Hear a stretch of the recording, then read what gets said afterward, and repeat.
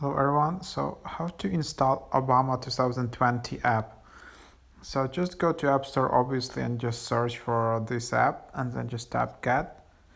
So this is the app uh,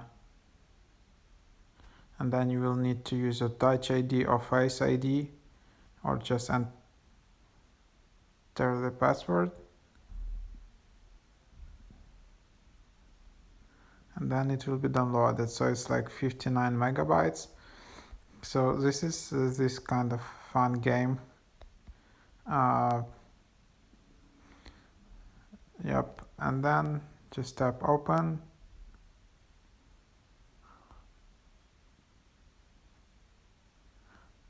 And there you have it. You can have some cash and then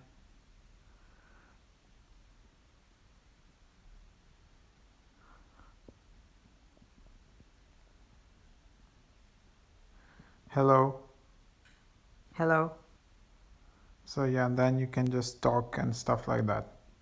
And then you can just talk and stuff like that.